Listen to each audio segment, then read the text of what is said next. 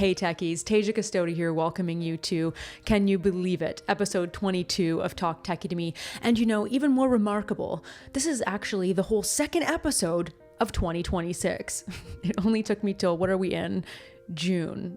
Can you believe? Well, if you don't know by now, I'm reserved Talk Techie To Me for just the biggest of catches, and boy do we have a big catch for you today. I was recently invited to Google I/O, my first time ever. It was so exciting. And as part of the experience, I got to interview Rishi Chandra. He's VP of Health and Home for Google, and we talked all things Fitbit Air. So we really had an insightful, in-depth conversation. I loved it so much. We covered a lot of ground, including Google's somewhat intentional decision to kill the screen on the device. We talk about how Rishi is using his device and what he finds most helpful. I share what I find most helpful. We talk about how Google is using the data, and we talk about so much more. I really enjoyed this conversation. It was one of my favorite ones. And if you are watching this on YouTube, listen, I got to tell you right now, it was a very hot day at Google I/O, and it was extraordinarily bright. So this video is quite backlit. I apologize for the color correction. I wanted to get this content out to you as soon as possible because I really do think it's such an in-depth, insightful conversation. I really hope you enjoy it as much as I did. I wanted to first start with you about this new physical device that we're both wearing. Yep. It seems quite intentional that Google has gone with killing the screen. Yes. We've killed the display. That's right. Can you talk a little bit about that intentionality behind Google's decision to do a completely screenless wearable? Yeah, you know, it kind of goes back to the origin days of Fitbit, which is how it started. It started without the screen. But you know, when we talk to consumers, like wearables have been incredibly successful the last 10, 15 years, ever since Fitbit launched. But we still see a lot of people not having them. Mm-hmm. And when we talk to them, it was kind of three common themes that we heard. One, they're too complicated. It's like people don't want to learn a bunch of new UI, whatever it might be. The second is it's not comfortable. And I think to get most out of these wearables, you need to be able to sleep with it. It needs to be on you 24/7. And the third thing is affordability. Like they can get pretty pricey. And so with Fitbit Air, we want to address all three. The goal was screenless, was intentionality of like not being complicated. I can put this on my kids, I can put this on my parents, and they don't have to worry about it. Just put it on and magic will happen. It'll start tracking, you get access to a coach, the whole thing. So we got the simplicity really was the core part of it. The second was comfort. We really want to make it so you don't even feel like you have something on your wrist. And that we feel pretty proud of like miniaturizing a lot of the tech that we've had. It doesn't feel like a tech product that's intentional. It doesn't even look like a tech product because we think that's actually required if we want to make something super comfortable and that you can sleep with 24/7. And third was the affordability side. So the reason why we targeted $99 was we felt that was the right price point to make sure we can encourage people, because we do believe, regardless of what wearable you have, it helps you lead to better, healthier outcomes. So we want to encourage as many people as possible to try it and use it, and that's why we came up with Fitbit Air. And something on that note, in terms of the price point that you guys thought about, I mean, it's $99 all in, essentially. There's no subscription. Yeah. What does everyone get access to if they purchase the Fitbit Air? What can these users expect? Yeah, so the core thing you're going to get is access to data. So we give, for example, sleep data, your heart rate data, heart rate variability, resting heart rate. These are all things that help us understand or help you understand how is your body responding to different activities during the day, different stress, what have you. You get breathing rate, SpO2, and then even irregular heart notifications you'll get as well. And so the idea was to put something on you that like will track your kind of distance, of course your steps, and distance also as well. So it's kind of a core tracker capability that has been in Fitbit devices for some time. So we want to make sure the baseline was a great Fitbit quality device that we can actually put on people and that can get a lot of great data, and that's what's going to be available. So you get sleep scores out of it, you get readiness scores, cardio load. All these things are kind of helping you understand your health from a metric standpoint. Then that's in the free product. In the paid product, we want to take that data and help you understand it. And so our view is like one of the so powerful things about the wearables is they can start personalizing health for you, right? A lot of health today is generic. Mm-hmm. Like a lot of advice you get is generic, which is why it conflicts a lot. The power we think of these wearables is it can start personalizing your health experience, but you need some help to do that. So there are people who are data nerds and love to go through it and understand it, but most of us just want to understand how can it help me, what do I need to do to adjust, and that's where the coach comes in. The idea of the health coach is, we took the analogy of athletes like Stephen Curry. They have a nutritionist, a sleep coach, a fitness coach, all dedicated to them, helping them optimize their health. We asked, why can't we make that available for everybody? And so that's what the health coach does, is that, and this is a paid product, it's $10 a month or $100 a year, but the idea is, how do you understand the health metrics that are coming from this, and how to optimize it for you? So, not everyone can work out every day. Okay, well, how do we adjust to your schedule? Not everyone has a good night's sleep. Well, how do we adjust your schedule to based off that? So that's the idea, is 24/7 adaptable coaching, and that's in the paid version. And if you want the free version, you can get all the great metrics that we can make available. So let's talk a little bit about Health Coach. Okay. Because as you said, so that's with the premium, Yeah. and this kind of comes with that completely rebranding, the overhaul. Fitbit is Yeah. now Google Health app. That's right. Love the logo, by the way. Cool, I love it too. Props to the team.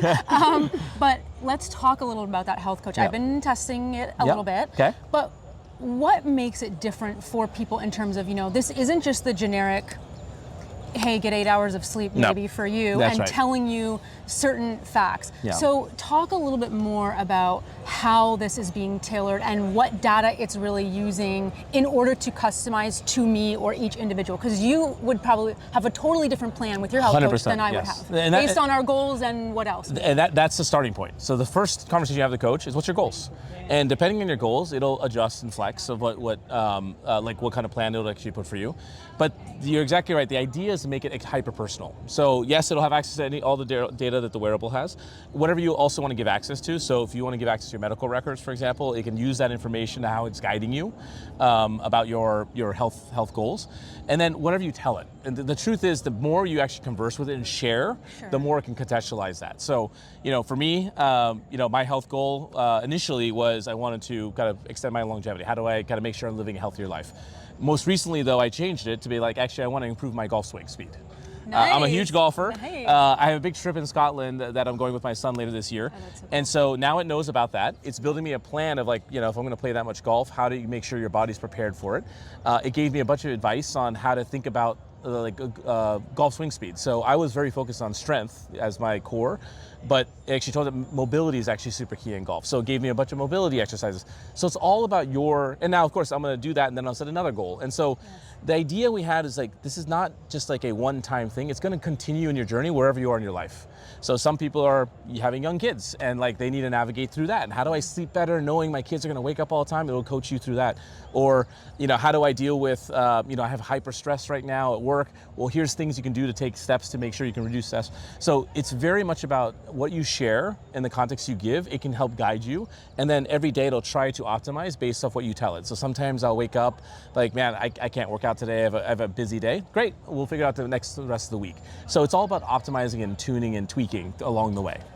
I have to tell you a little story. So first of all, it only took me about 5 minutes to set up the initial setup with Health Coach, because some of that could be daunting for users. Yes, we right. don't want that friction. Yeah. So that was really nice off the bat. And then I live in Scottsdale, and it is hot. Hot? Yeah, it's hot. And I don't like to be shamed if I don't hit my steps. Okay, There and you I go. didn't even say that to Health Coach, but I was sitting in video production studio, and I get a notification in my Google Health app that just kind of tells me what, considering it's 90 degrees today and full sun and UV index is this, you've actually done pretty good with your steps today. And maybe after dinner you can try to go take a walk. And I was like, thank you, coach. Yes. I will do that. And it asked me, after my sleep, how was my soreness from my previous day workout? Right, Do I need to tailor for you? So it really was an adaptive, it has been so far, user experience. 100%. And that was our intention, by the way.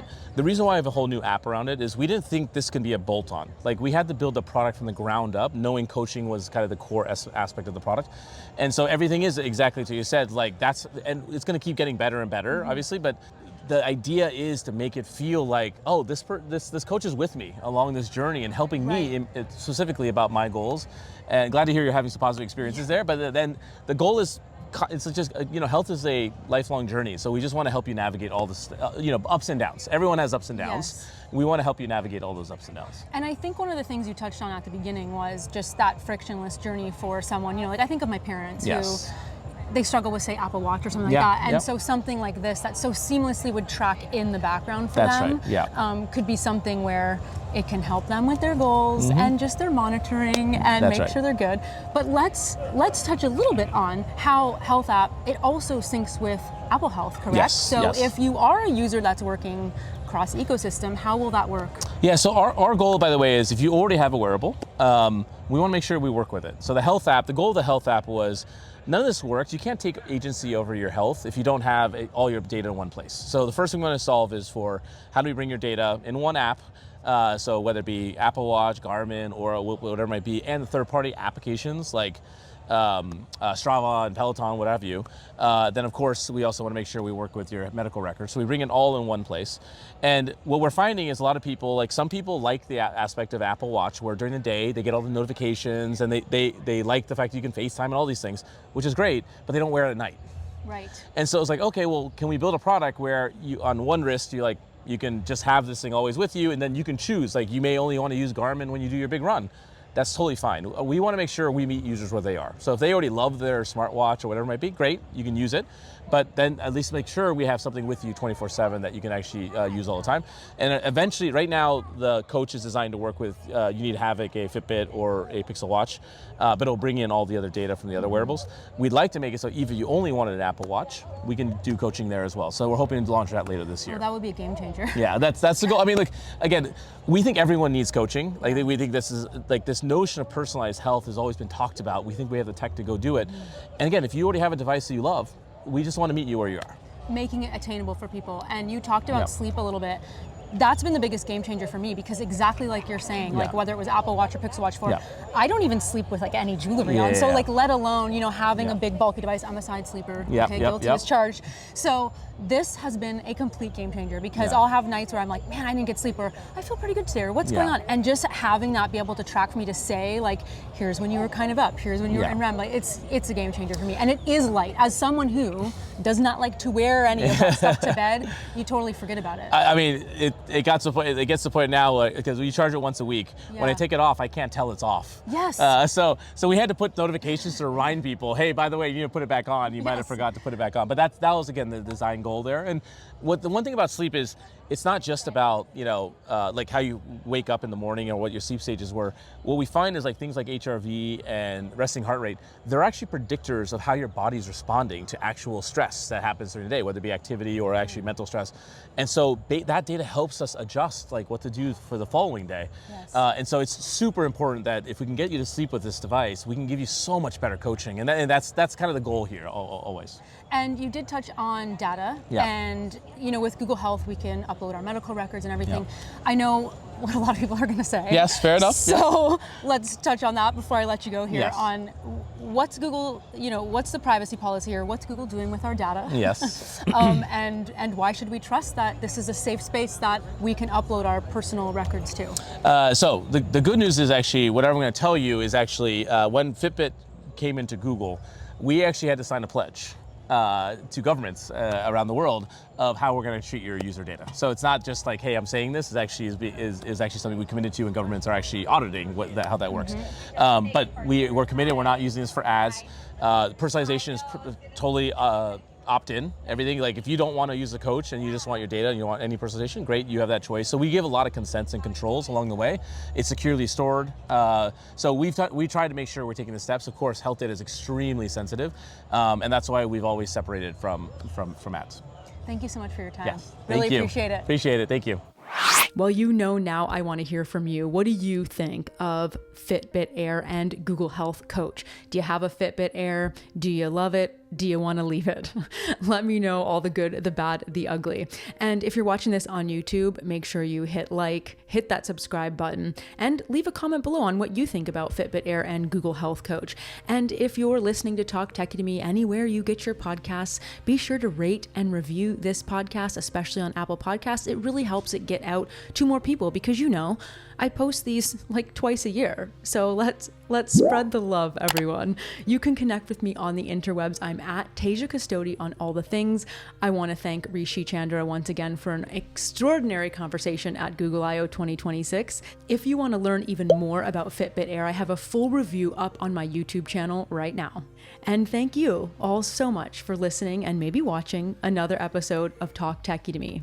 And we'll chat real soon.